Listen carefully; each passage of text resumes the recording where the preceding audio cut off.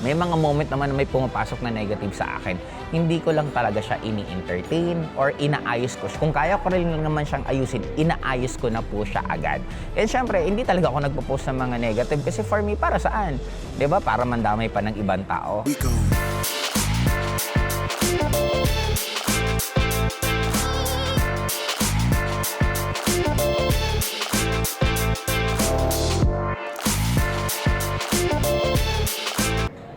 Hi classmate! Dito po tayo ngayon. Katatapos lang ng aking trabaho. Ito naman, pangalawa ko pong ginagawa ang pagbablog.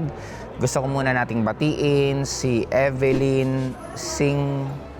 Ano pa i-pronounce ito? Evelyn Sinang Hote, 2582. Hello sa'yo. Pa-shoutout daw.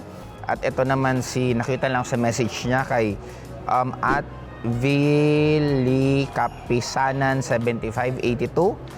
Mauubos ko ang mga videos mo po, Idol Joseph.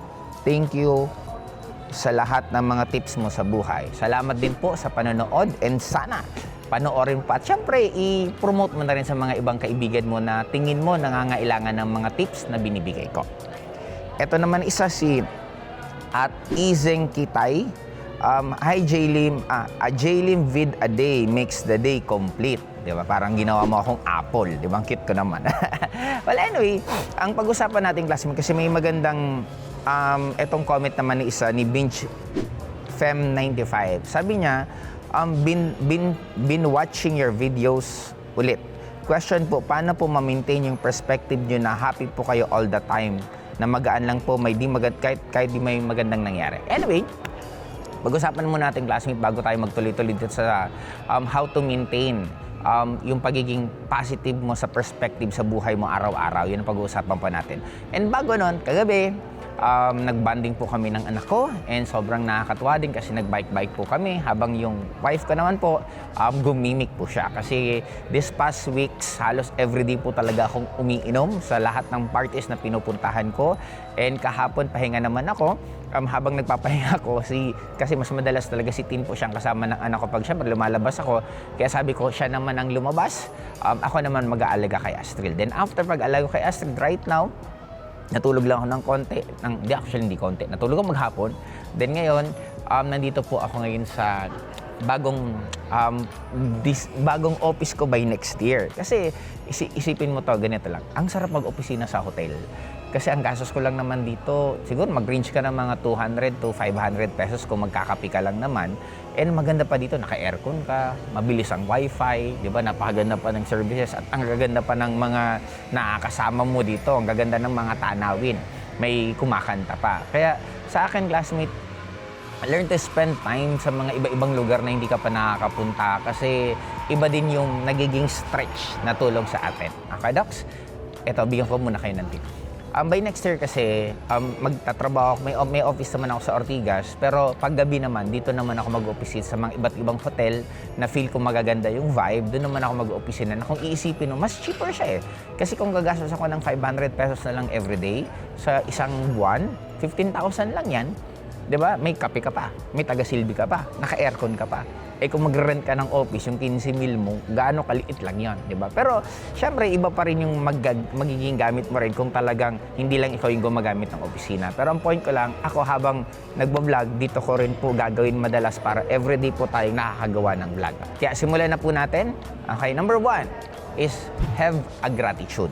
Dapat matuto po tayo magpasalamat sa lahat po ng mga meron po sa atin kasi napaka-importante po niyan. Na doon ko lang na-realize na bakit may mga taong negative kasi hindi lang sila sanay na tingnan yung mga magagandang nangyayari sa kanila. Kasi end of the day, lagi may nangyayaring maganda sa atin at lagi din may nangyayaring hindi maganda. Pero kung ano yung focusan mo, yun ang mas lalong dadami. Kaya dapat ma-practice ka, classmate, everyday.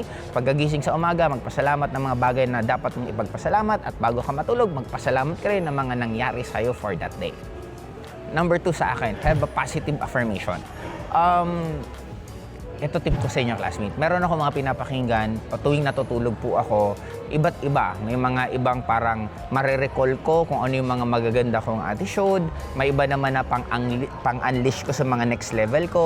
May isa din naman na affirmation. Itong affirmation na to, ano yung mga positive na gusto kong marinig. Kaya 8 hours to classmate na pinapakinggan ko, naka-headset lang ako habang natutulog. Kaya pwede nyo po yan simulan na mag-practice po kayo ng affirmation.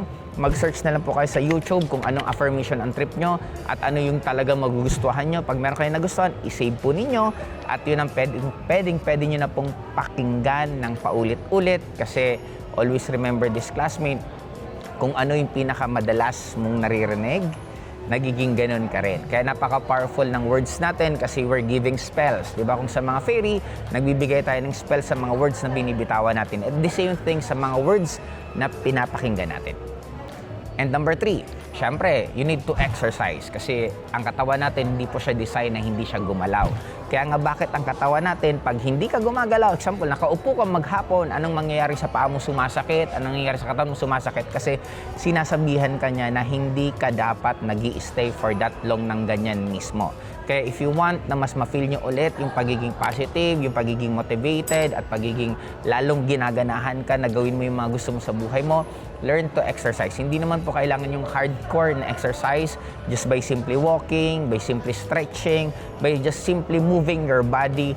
Ibang ginhawa na po yan. Kaya pag minsan, pag na down ka, depressed ka, yan po ang sign na mas dapat gumalaw ang katawan mo. Number 4, reframe negativity. Ito yung parang pinaka-famous na sinabi ni Catriona Gray, di ba? Na dapat mahanap mo yung silver lining. Ibig sabihin dito, kung ano man ang nangyayari sa'yo, mahanap mo yung positive na bakit siya nangyayari sa'yo. Parang ganito, naflatan ka, kaya sa malungkot ka, mabad trip ka, malay mo kaya ka naflatan, may kainan pala dyan ng masarap. Or malay mo kaya ka naflatan kasi baka may mangyayaring aksidente doon sa harapan na sinave ka. May mga nawala sa'yo, kaya siya nawala sa'yo kasi bibigyan ka ng kapalit. Bakit ka nahihirapan? Kasi pinapractice ka. Kasi dun sa buhay na nag-aantay sa'yo, yung tinuturo sa'yo, nung nagpapahirap sa'yo ngayon, yung lesson na yun, yun ang makakatulong para sa next level na kailangan mo. In short, classmate, ang perspective natin sa mundong to, nasa sa atin lang naman talaga kung paano natin siya titingnan. And kung paano natin siya i-interpret, yun ang magiging resulta natin in the future. Kaya dapat napapractice tayo, na laging tingnan natin lahat ng nangyayari sa atin, tawirin natin siya paano siya magiging positive. Kasi hindi naman importante kung anong nangyayari sa'yo. Ang importante, classmate, paano ka nagre-react dun sa mga nangyayari sa'yo. Number 5, focus on solution. Wala nang magsisihan. Nangyari nang nangyari. Kung ano man ang mga sitwasyon mo ngayon, ano yung pwede mong matutunan doon para lalong ikakaganda ng buhay mo. Actually, isa din yan sa adjustment ko for this year until next year na meron kaming tinatawag na parang 10 commandments. Pero parang 10 commandments, tawag namin great lives. May mga meaning siya. Ang isa talaga doon na nilagay ko is focus on the solution. Huwag nang magsisihan, huwag nang magturuan kung sino ang may kasalanan, sino ang ganito. Ang tanong na lang lagi, okay, ito na nangyari, anong pwede nating gawin para masolusyonan natin yan at anong pwede nating gawin para maging favorable sa ating dalawa. Hindi na natin kailangan pag-usapan pa kung sino ang tama at mali. Ang importante, paano mas mapapaganda yung nangyari sa atin yan na paano mas mapapaganda yung sitwasyon natin dyan sa nangyaring ganyan. Kaya focus sa solusyon. Number 6, celebrate small wins. Big wins, small wins, it's the same, it will make you smile. Kaya mas maganda na marami kang small wins para mas marami kang reason to smile. Ako, ang hack ko ngayon sa sarili ko, pag may sinusukli po sa akin, nagbayad ako, sinuklian akong 20, ngumingiti ako niyan. Kasi para sa akin, nagko-collecta kasi ako ng mga 20 pesos. Kaya pag may nagbabayad sa akin, talagang tinatago ko yan. Minsan kahit imbis ititip ko, tinatago ko talaga yan. Kaya para sa akin, isa yan sa pag nagkakaroon ako ng 20 pesos na coins, maswerte ako niyan. Nakakapulot ako ng pera. Regardless kahit magkano, basta pag nakita akong pera, kukunin ko talaga yan. Tapos sabi ko, this is my lucky day. In short, ginagawan ko ng paraan paano mas maging masaya yung everyday ko. Kaya classmate, dapat ikaw, kahit ano man ang pinagdadaanan mo, learn to smile. Na-reject ka, maging masaya ka. May na-close deal ka, maging masaya ka. May nawala sa'yo, maging masaya ka. May dumating sa'yo, maging masaya ka. Imagine mo na lang kung lahat ng nangyayari sa'yo, nagiging masaya ka. O di, everyday, pwede ka na maging masaya. Kaya, learn to celebrate small wins kasi yan ang makakatulong sa'yo para mas magtuloy-tuloy ka kung ano man ang ginagawa mo ngayon. Number 7, practice forgiveness. Yes, napakahirap, classmate, mag-move forward sa buhay kung ang dami mong dalang masasamang memories sa mga iba't ibang tao. Kasi ako, dumating din po talaga ako sa ganyan. Medyo malala din po ako magtanim ng sama ng loob at minsan, ang tagal ko po talaga makalimot. But na-realize ko na mas magiging madali at mas magiging magaan ang buhay ko kung to forgive na lang everyone. Kasi dati, classmate, ang pinaka-sensitive ko talaga, lalo pag medyo may ginawa ka sa akin, especially pag tungkol sa pera, talagang sumasama ang loob ko. Kaya lang, dun ko na-realize na may mga kaibigan ako dati na ang naging problema lang naman namin, mga 30,000, 50,000, 100,000. Pero nagkaputulan pa kami ng parang friendship just because of that. Then, dun ko na-realize na lahat naman tayo is just passerby, na minsan may mga taong nakakagawa ng ganyan kasi malay mo, malala din talaga pinagdadaanan nila. Kaya para sa akin right now, I want to forgive everyone na may mga nagawang hindi maganda sa akin, and I already adjust myself na even yung akala ko negative, ginagawa ko ng positive. Even the separation, kasi ako, grabe ako mag-love pagdating sa friendship, sa relationship eh. Kaya ang separation sa akin talagang heartbreaking eh. But right now, sabi ko, bakit ba kasi naging negative ang separation? Di ba parang death? Kaya takot ang death kasi may mga ibang tribe before na ang death is sineselebrate nila eh. Pero sa atin, ang death talagang iniiyakan natin na end of the day, kaya lang naman ganyan ang reaction natin kasi ganun tayo na program. Kaya right now, prinogram ko ulit sarili ko na even the separation, gusto ko na ang separation will be positive. Na syempre, lahat naman tayo may kanya-kanyang right to do the things na gusto natin, to make a decision kung ano yung mga tingin natin mas tama sa mga susunod na gagawin natin. Kaya sino tayo para kontrolin natin ang ibang tao na gusto lang nilang meron silang panibagong changes or improvement na gagawin sa life nila. Kaya right now, sa akin, naging adjustment ko na yan na paano ka magiging masaya kung may mga pinapaniwalaan ka na pag ginawa yan sa'yo, magiging negative reaction mo. Kaya right now, ang naging adjustment ko, kahit anong nangyayari sa akin, dapat ang reaction ko in a positive way. At syempre, classmates, sa number 8, consume positive content. Ibig sabihin, pag sinabing positive content, ano pang inaantay mo? Eh di panoorin mo na lahat ng videos ko at vlogs ko kasi I'm sure magiging positive ka talaga ng sobra. And actually, classmate, ang dami pang pwedeng way para mas ma-maintain yung pagiging positive. Binigyan ko lang kayo ng konti ng mga ideas para pwede mo rin siya lalong i-explore or pwede kang gumawa ng sarili mong customized na paano mo ma-maintain yung perspective mo na lagi kang positive. But I will be honest with you, classmate. Hindi naman ako positive all the time. Kasi syempre, may mga moment naman na may pumapasok na negative sa akin. Hindi ko lang talaga siya ini-entertain or inaayos ko. Kung kaya ko rin lang naman siyang ayusin, inaayos ko na po siya agad. And syempre, hindi talaga ako nagpo-post ng mga negative kasi for me, para saan?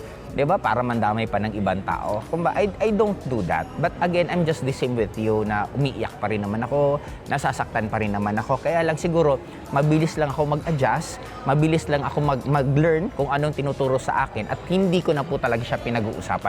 Especially kung hindi ka naman involved, wala ka naman pwedeng tutulong, hindi ko na idadamay pa kita. Para saan? Para kaawaan mo ako or para saan? Para palungkutin kita. Bakit ko pa ikakwento sa'yo? Kaya for me, kung ang isang problema kaya ko naman solusyonan, susolusyonan ko. Kung ang problema ko kay A or kung problema ko kay B, di kami lang dapat mag-usap. Bakit ko idadamay si C or si D kung hindi naman sila involved? Kaya, classmate, tandaan mo, madali lang yan. Ang isang bagay na hindi ka palang sanay, parang mahirap. I-practice mo itong lahat ng mga sinasabi ko, for sure, magiging ibang-iba ang next year mo. Kahit in terms of money, hindi ka pa naman siguro malaking kinikita mo, pero magkaroon ka lang ng peace of mind, makatulog ka lang ng 8 hours a day, gigising ka lang ng nakangiti, matutulog ka lang na nakangiti ka, dun pa lang panalo-panalo ka na. Classmate, tandaan mo ha, don't stress yourself so much on the material things kasi marami din pong sobrang dadaming pera na hindi po sila masaya sa daming problema nila. Kaya gitna lang. There's nothing wrong na magkagusto ka rin sa maraming material pero dapat nag-i-enjoy ka pa rin. Kasi isa yan sa pinaka-adjustment ko kasi dumating din ako sa point na sabi ko, ba't parang hindi na ako masaya sa buhay ko? Yung pala na-realize ko sa sobrang ang dami kong gusto. Nakakalimutan ko na maging masaya. Kaya ang goal ko next year, maging successful, na maging masaya. At syempre, yumaman pa rin naman. Di ba? Wala naman masamang mangarap ko pa rin yumaman. Basta importante, masaya ka at may peace of mind. Kaya paniyang classmate, happy New Year po sa inyo and exciting ako sa susunod na taon na mangyayari sa ating lahat. Bye-bye!